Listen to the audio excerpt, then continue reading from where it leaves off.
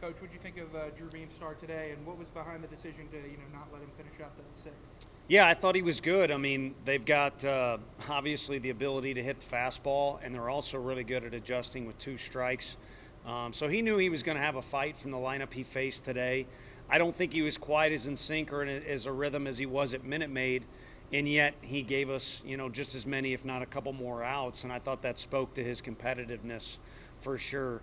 If you get to that point in the game, we had a long inning before he got out there, so he could have even switched there.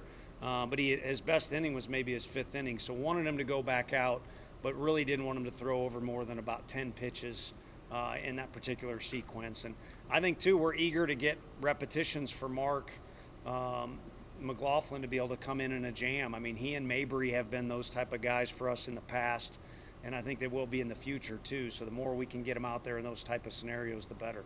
For the pitching staff as a whole, if y'all come up with a set, like, this guy's going to set up, this guy's going to close, or you just play it by ear, game by game? No, I think we've kind of gotten to that point. I mean, you gotta pay attention to what's going on in scrimmages, but then when the season starts, it is different, whether you like it or not. So that's when you really get more valuable information than you had in January and the first part of February. And by now, we've got a good amount of information. I mean, nothing's ever set in stone. But we kind of have four starters at this point that we rely on.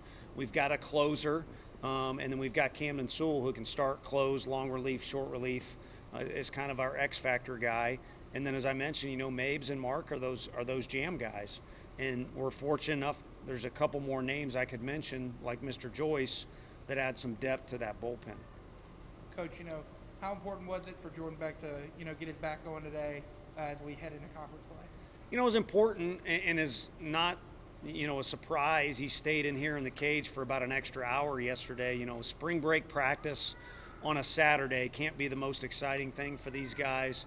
But he stayed in here with Coach Elander for about an hour yesterday and was rewarded, I think, for his work. So it's good for him, and it's nice to see statistically and all that good stuff. But the bottom line is, he's going to have results come, Again, they'll fluctuate up and down a little bit with how hard he works and how talented he is. Never really concerned about what kind of results he's going to get. There was a bit of a sloppy start to the game today. I don't know if it's, you don't want to say ugly, but I guess several times this year, like a not ideal inning, I guess. What do you got to do to kind of get a complete 9 innings together? Yeah, I think in the first inning we had a strange sky. They said the sun was going to come up and there'd be no clouds, and that's all we had was clouds. And Dickey, who's kind of played all over the place, I think maybe wears sunglasses in that situation again because of the brightness effect or the haze that was out there. And, other than that, a base hit up the middle that kind of had eyes. That's how they score their first runs. So, you know what, if the pitchers are making the guys swing the bat, we're happy with it. And, defensively, I think it's been a rock for us so far, how solid it's been, especially with a bunch of guys at different positions. And they're 18, 19-year-olds, so I'm not holding my breath for a flawless game in any category. Any more? Yeah, is there just anything else you can say about the guys? Something like Jordan, Luke, Evan, those guys, you kind of knew what they were going to give you this year, but for the other guys that are at the top of your order, I guess, what have you seen them do that has just been so amazing so far? That they fight to get on base. I mean, if you do have those guys that you think have experience, know how to drive in runs, there's got to be guys on base for them.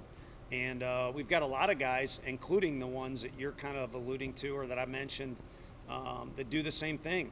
They don't give up at bats. We've been fortunate enough to be in some games where we have a sizable lead.